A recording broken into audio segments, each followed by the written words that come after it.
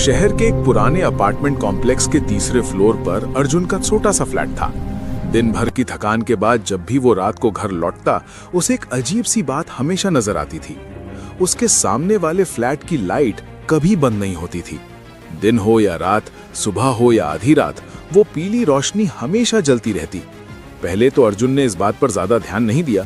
हर इंसान की अपनी आदतें होती हैं। शायद उसका पड़ोसी रात भर काम करता हो या फिर उसे अंधेरे से डर लगता हो। लेकिन धीरे धीरे ये बात अर्जुन को परेशान करने लगी। एक रात जब घड़ी ने 2 बजने की हल्की सी आवाज दी, अर्जुन ने अपने कमरे की खिड़की से सामने वाले फ्लैट की तरफ देखा। लाइट फिर भी जल रही थी। और इस बार एक और अजीब बात हुई। उसने खिड़की के पर्दे के पीछे किसी परछाई को हिलते हुए देखा, जैसे कोई आदमी धीरे धीरे कमरे में घूम रहा हो। अर्जुन ने भौंवें सिकोड़ी।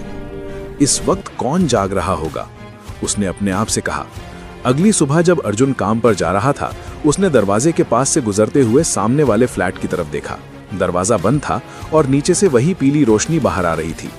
उसके दिल में एक अजीब सी जिज्ञासा पैदा होने लगी।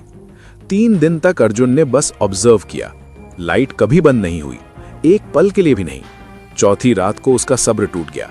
रात के करीब 11 बजे अर्जुन ने हिम्मत जुटी और सामने वाले फ्लैट के दरवाजे पर जाकर धीरे से नॉक किया। नॉक की आवाज पूरी गैलरी में गूंज गई। कुछ पल तक कोई जवाब नहीं आया। फिर अंदर से धीमी चालों की आवाज सुनाई दी, जैसे कोई आदमी धीरे धीरे दरवाजे की तरफ आ रहा हो। दरवाजा खुला। अर्जुन के सामने एक पतला सफेद चेहरे वाला आदमी खड़ा था।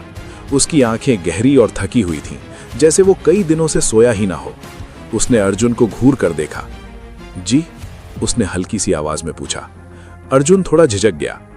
वो, मैं सामने वाले फ्लैट में रहता हूं, बस ये पूछना था, आपकी लाइट हमेशा जलती रहती है, सब ठीक है ना?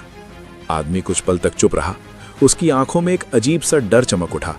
फिर वो थोड़ा झुककर अर्जुन के करीब आया और बहुत धीमी आवाज में बोला, अगर मैं लाइट्स बंद कर दूं तो वो वापस आ जाता है। अर्जुन का दिल एक पल के लिए रुक गया। कौन? आदमी ने सीधा जवाब नहीं दिया, बस धीरे से बोला, वो जो अंधेरे में रहता है। ये कहकर उसने तुरंत दरवाजा बंद कर दिया। अर्जुन कुछ पल तक वहीं खड़ा रह गया। उसका दिमाग ये समझने की कोशिश कर रहा था कि ये सब मजाक था या सच, लेकिन उस आदमी की आंखों का डर बिल्कुल असली था। उस रात अर्जुन को नींद नहीं आई। सुबह तक उसके दिमाग में वही बात घूमती रही, वो अंधेरे में रहता है। 2 दिन तक सब कुछ नॉर्मल रहा, लाइट जलती रही। लेकिन तीसरी रात कुछ अलग हुआ। रात के करीब 1 बजे अर्जुन ने अचानक महसूस किया कि गैलरी बिल्कुल खामोश हो गई है। उसने दरवाजा खोला और उसका दिल जोर से धड़क उठा। सामने वाले फ्लैट की लाइट बंद थी। पहली बार पूरी गैलरी अंधेरे में डूब चुकी थी। अर्जुन का गला सूख गया। उसे अचानक वो आदमी याद आया, अगर मैं लाइट्स बंद कर दूं तो वो वापस आ जाता है। तभी सामने वाले फ्लैट के अंदर से हल्की सी खरोच की आवाज आई, कर्र कर्र, जैसे कोई दीवार पर अपने नाखून घसीट रहा हो। अर्जुन ने डर के मारे दरवाजा थोड़ा और खोला। उसकी नजर सामने वाले दरवाजे पर टिक गई। अंदर से कुछ हिल रहा था। कोई चीज दरवाजे के नीचे की छोटी सी गैप से बाहर निकलने की कोशिश कर रही थी। एक काली पतली लंबी सी परछाई, जैसे अंधेरा खुद जमीन पर रेंग रहा हो। अर्जुन का सांस रुक गया। तभी अंदर से एक दबी हुई चीख सुनाई दी, लाइट जला दो। वो पड़ोसी था। उसकी आवाज डर से कांप रही थी। फिर एक जोर की थड्ड की आवाज आई और सब कुछ खामोश हो गया। अर्जुन के हाथ कांप रहे थे। उसने तुरंत गैलरी की मेन स्विच बोर्ड की तरफ दौड़ लगाई और सारी लाइट्स ऑन कर दी। पूरी गैलरी एकदम रोशन हो गई और उसी पल सामने वाले फ्लैट के दरवाजे के नीचे से निकलती हुई वो काली परछाई अचानक गायब हो गई, जैसे कभी थी ही नहीं। अर्जुन धीरे धीरे वापस अपने दरवाजे के पास आया। सामने वाले फ्लैट का दरवाजा अब भी बंद था। अंदर से कोई आवाज नहीं आ रही थी। कुछ देर बाद पुलिस आई। दरवाजा तोड़ा गया। अंदर वो पड़ोसी जमीन पर पड़ा था। उसकी आंखें खुली हुई थीं और चेहरे पर जम चुका डर। लेकिन कमरे में सबसे अजीब चीज कुछ और थी।